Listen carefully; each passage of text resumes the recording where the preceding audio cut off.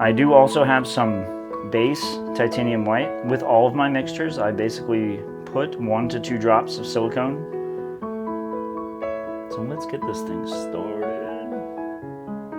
I've been working on kind of a passion project. I've really missed painting. I'm very excited to get back to doing more. The resin art's fun and it was kind of liberating, but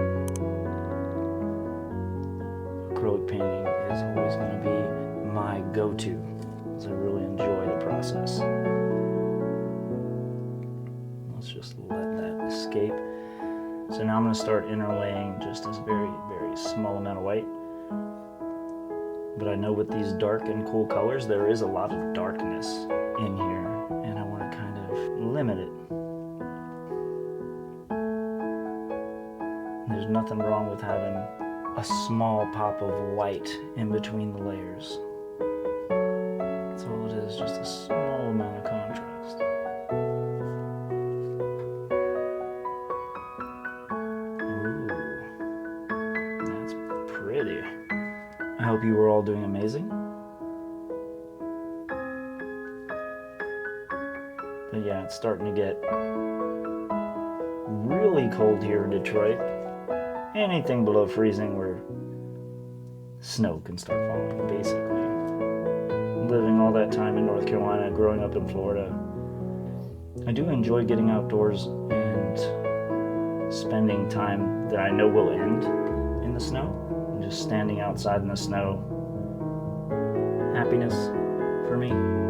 Let's let some of that loose. Tiny white.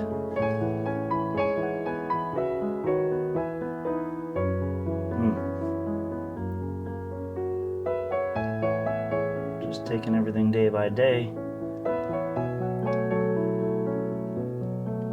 Sometimes, everybody goes through things where, they're just feeling down, and I'm kind of in that place right now where I'm just kind of, painting always snaps me right out of that. Amazing things. Some really bright whites, deep blues.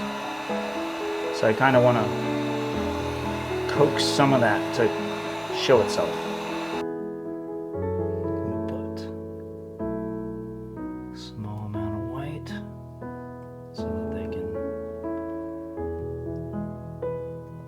Because a lot of these colors mixed together kind of limit some of the churning that they're doing, so we don't get any mud. Because a lot of these colors mixed together do not make beautiful colors. It makes kind of a lot of people refer to it as mud, a dull, dingy brown with the solid white. You could also layer solid black. Pretty soon I'm gonna have to put a little bit of that base coat rolling under, but we'll see what we can do about that. I do get a lot of questions about this tub, my cake spinner. I have a link to the cake spinner in my description if you want to see which one I'm using.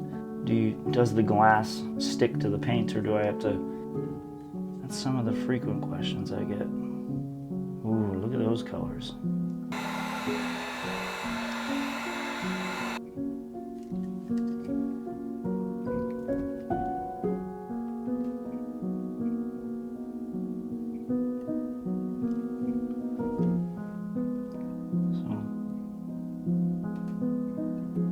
Make this possible for me.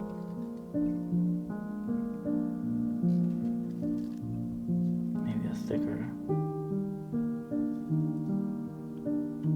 These colors.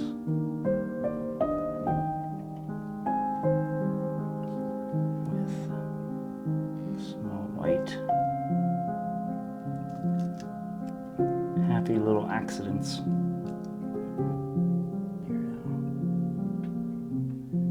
Even if we end up with a little bit of negative space, kind of before the spin, because then they're going to just grow and expand. So I'm trying to just preemptively spread it just ever so slightly. All right, here we go. Ooh.